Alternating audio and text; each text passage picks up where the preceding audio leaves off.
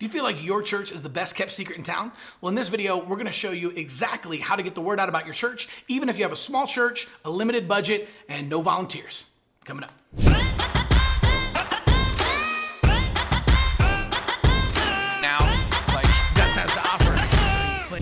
Hey, what's up guys? Welcome back. In this video, we're actually gonna talk about a strategy that helped a church of 15 grow to 50 in only 2 months, a church of 60 go to 110 in 3 months, and a church plant that was stuck at 130 people grow to 200 in just 3 months. All right, what's up? My name's Chris Abbott, but all my friends just call me Abbo. And in these videos, we wanna help you make it hard for people to go to hell from your church. So we talk about Facebook ads, plan your visit, chatbots, and all things church growth, because what we recognize is that it's not marketing, it's ministry. I've been in full-time ministry for over 15 years. I've been a worship leader for 19, and now I get to help churches full-time with Facebook ads, plan your visit, and church growth. And that's exactly what we're gonna talk about in this video. All right, so we're gonna talk about a 7-part framework that you can use to use social media in order to market your church for growth. Okay, so the first thing that you wanna do is we're gonna use Facebook. Now, we're not gonna use Facebook posts because organic reach on Facebook is down so low that whenever you post on Facebook about your baptisms and baby dedications, only about 3% of the people who like your page actually see your post. So if you have 1,000 people who like your page and you post about the baptism service you have coming up this Sunday, out of 1,000 people, only about 30 are actually gonna see that post. Now, that's a bummer, but Facebook just says, hey, you gotta pay to play. So the best way to get the word out about your church is by using Facebook ads. Now, an important note, we're not talking about boosted posts. Boosted posts are different. The difference is whenever you create a boosted post, basically you go in there, you make a post, maybe it's about your baptisms or baby dedications or your Easter service, right? And then you get something from Facebook that says, hey, this post is performing better than 96% of your other posts. Would you like to show it to more people for 10 bucks or 20 bucks, right? And those are called boosted posts. Those aren't a bad idea, but they don't work for church growth and they don't have a specific call to action. You're basically paying Facebook to show it to more people.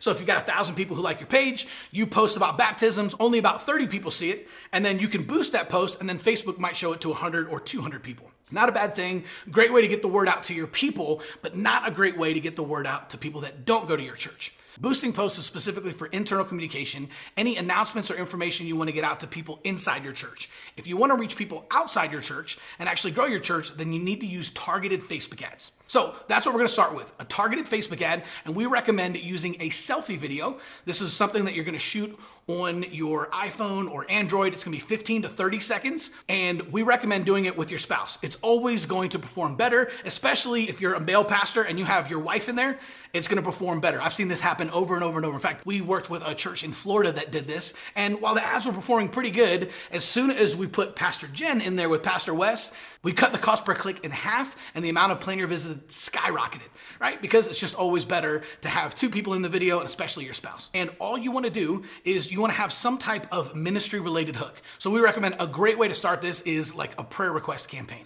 right? Hey, what's up? My name's Pastor Chris. How can I pray for you, right? You just want to connect with people authentically, and you want to give away ministry for free.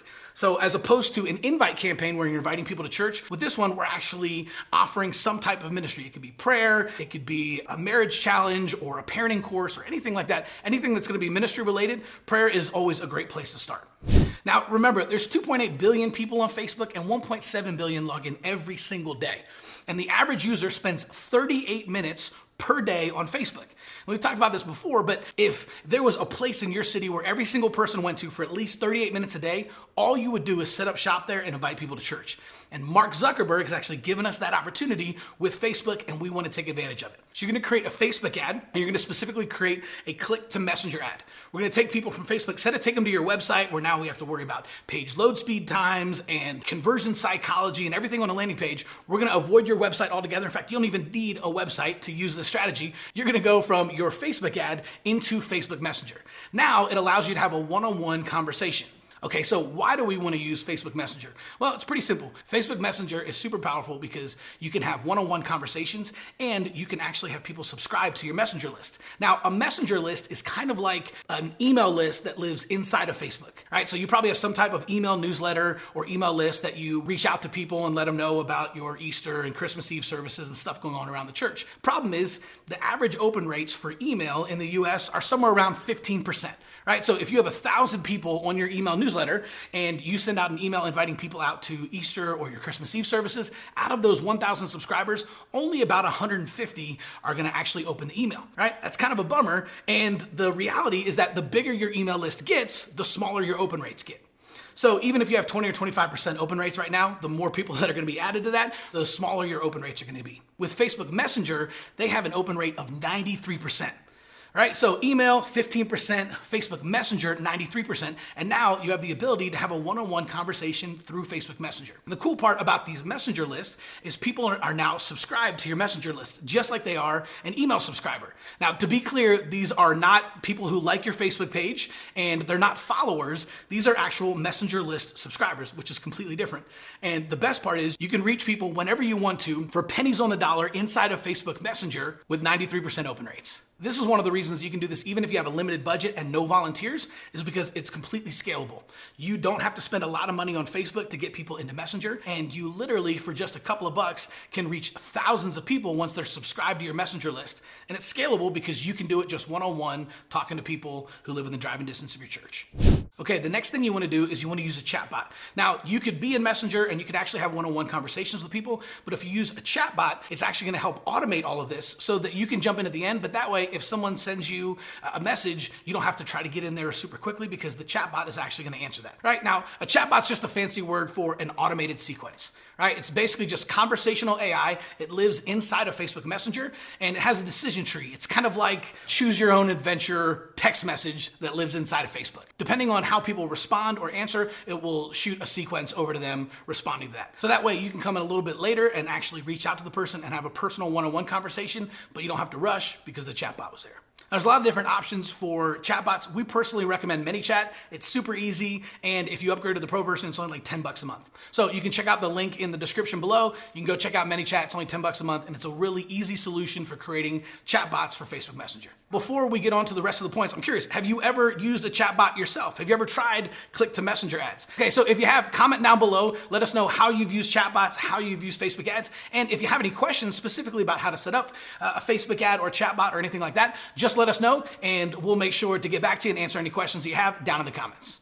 Okay, so once somebody responds to your Facebook ad and they're inside of Facebook Messenger and the chatbot goes through, the next thing that you want to do is you want to send them an audio prayer. You only have 60 seconds sending this through Facebook Messenger with Facebook, so you got to be pretty quick. And there's a 3-part framework for how you want to set this up. And again, if you're asking them, hey, just send us your prayer request, they send their prayer request through Messenger, the chatbot responds to them, and now you come in. We recommend coming in probably at the end of every day, just respond to any prayer request you had that day. It doesn't take a super long time. If you had 3, 4, 5 prayer requests, it's only going to take you 3 to 5 minutes per prayer. But it's really important. Here's basically what you want to do. Number 1, you want to introduce yourself, right? Just don't start praying there. Have no idea who you are, why you're doing it. So launch in, introduce yourself, and then pray for them, and then end it with a question. So it goes something like this. Hey, what's up, John? This is Pastor Chris. Listen, I just wanted to reach out and actually pray for you personally. So, man, let's pray.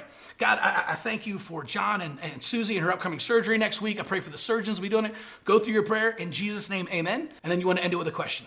Man, John, I tell you what, we're actually having service this Sunday at 10 o'clock. Would you like to come out so that we can pray for you in person? Again, this is something we're creating an open loop in their brain when we ask them a question, and now they feel on the hook to respond. So the 3-part, we call this our conversation elevation framework. You just want to introduce yourself, you want to pray for them, and then end it with a question. All right, the next part is plan your visit. You can do this with a chatbot, or you can do this with the audio prayer like we just demonstrated, but you actually want to get them to schedule a visit with you or with the chatbot so that you can follow up, reach out to them, and then you can actually have a host meet them at the front door on Sunday. That way they can show them around the church, save them seats in service, help them get their kids checked in, show them where the bathrooms are, introduce them to some key staff and leaders. This is really, really important, and it's actually going to speed up the natural assimilation process simply because people are making a personal connection the first time they come out. And just a little pro tip, 80% of people who meet the pastor on their first visit will come back for a second visit. And we all know the only thing better than a first-time visitor is a second-time visitor. So no matter what happens during that time, you need to make sure that any first-time visitors, whether they come through plan your visit or they just show up, make sure that they meet you as the pastor, because 8 out of 10 of them will come back for a second visit just because they met you the first time. Okay, so number 6 is the hosted visit. This is pretty simple. You just want to make sure that you reach out to the plan your visits the night before. Just say something like, hey, John, this is Chris. Just want to let you know I'm super excited about meeting you tomorrow. Service starts at 11 o'clock. If you want to, why don't you get here about 10:45? That way we can connect. I can get you a cup of coffee, help you get your kids checked in, and maybe introduce you around to a couple of key staff and leaders. Right? So by doing that, what you're going to do is the show up rate of your plan your visits is just going to go like this, simply by sending a Saturday text message, just reminding them. Now they know, just in case, a lot of stuff happens during the week, right? Kids got soccer practice, right? You wake up, you oversleep, you sleep through your alarm, or kids wake up and they're grouchy, and you think, we just won't go to church, we'll do it next week. But if you got a text message the day before from someone saying, hey, can't wait to see you at church tomorrow, man, let's connect beforehand, you're going to get everybody up, you're going to get them ready and take them to church, and that's going to really, really help your show up rate. So make sure on that hosted visit, you're just sending a text message the day before. And then when you get there, all you want to do is you just want to show them around. The most important part about the hosted visit is simply this. Besides meet the pastor, you want to treat them not like VIP, you want to treat them like family. So this is the biggest mistake I see with churches whenever they start implementing Plan Your Visit is they have a hosted visit, people come out and they want to treat them like the president. You don't want to treat them like the president. You don't want to roll out the red carpet. You don't want to treat them like a rock star. You just want to treat them like family. That's how people want to be treated. So treat them like family. And finally, number 7, you want to plug them into a 12-week follow-up system. We recommend doing this 2 ways. Number 1, you manually send them a Monday morning selfie video. So if they come out on Sunday, on Monday morning, you're just going to send them a selfie video using their names, the names of their kids, right? If you had a chance to meet them the day before, you might even mention something that you talked about, but just thank them for coming, and you want to text it to them. So that way they actually see it, and you want to do a video, not an audio. You want to make it personal. So you don't want to have this be something white label that you just send to everybody. You want them to see your face using their names, talking about their kids, and inviting them back out for church the following Sunday. Second thing you want to do is use something like Texting Church to create a 12-week follow-up system. That way you're not following up with people for the next 3 months. The average churchgoer only goes to church about 1.2 times in the US. So we know that on average, most of those people, even if they love the church, probably won't be back for another 3 or 4 weeks. So you have to follow up with them for at least 90 days in order to get them back in the door. And the best way to do that is with an automated follow-up system using something like Texting Church. And you can actually check out the link in the description below and get 3 months free of Texting Church if you want to. And if you email us, chris@churchgrowthagency.com, we'll actually send you a link. We actually built your 12-week follow-up system for you. We'll send it over to you. All right, so if you want to learn a little bit more about this approach and this strategy, just go over to churchgrowthagency.com and you can check out the free training that we have over there outlining this and how to set it up for your church. Hey, and if you're new here, make sure to subscribe to the channel. We've got a ton of video and a ton of content, and that's going to make sure that all of our content is right in the palm of your hand.